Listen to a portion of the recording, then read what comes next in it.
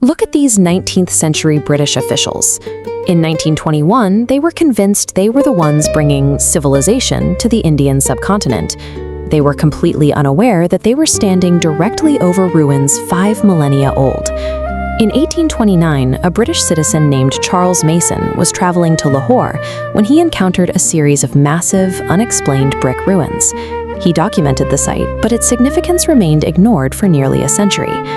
By the early 1920s, the Archaeological Survey of India began systematic excavations. Archaeologists Daya Ram Sani and Rakuldas Banerjee uncovered the complex, sun-dried brick architecture of entire urban centers at Harappa and Mohenjo-Daro. When John Marshall officially announced the discovery in 1924, it pushed the timeline of Indian history back thousands of years. It proved that the subcontinent hosted a society that rivaled the oldest civilizations in human history. This was no isolated settlement. The civilization covered 12,600 square kilometers, stretching across modern India, Pakistan, and Afghanistan, with hubs like Lothal and Mohenjo-Daro. Placed side by side with contemporary Egypt and Mesopotamia, the Indus Valley footprint is larger than both combined. Unlike their neighbors, these people left no grand monuments and no traces of standing armies. This massive territory existed without the standard infrastructure of ancient warfare. Between 2600 and 1900 BCE, the Indus cities operated on a level of organization that rivals modern urban planning. Streets were laid out on mathematically precise grid systems, intersecting at 90-degree angles. Every major city followed a strict two-zone division: a raised citadel or upper mound for public administration, and a lower mound dedicated to residential housing. This drainage trench at Mohenjo-Daro highlights a civilization obsessed with sanitation. Every house was built with standardized fired bricks and contained a private bathroom that drained into covered street sewers. The center of Mohenjo-Daro featured the Great Bath. This massive brick-lined basin was waterproofed with bitumen and surrounded by staircases, likely serving as a space for ritual purification. While the pharaohs of Egypt directed their labor toward building stone tombs, the Indus Valley invested its resources into public health and a high egalitarian standard of living for its citizens.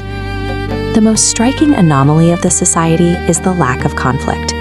Despite decades of excavation, archaeologists have found no evidence of large-scale weaponry or military fortifications.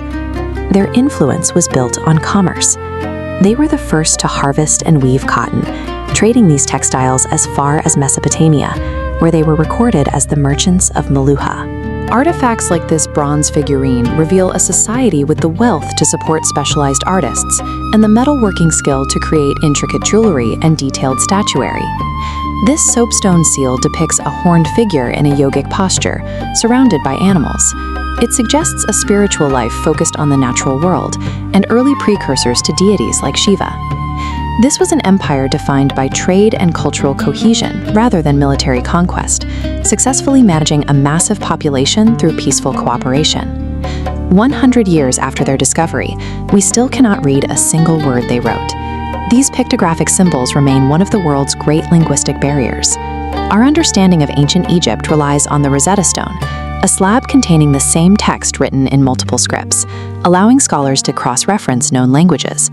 No parallel text has been found for the Indus script. The script is written from right to left and uses roughly 400 unique symbols.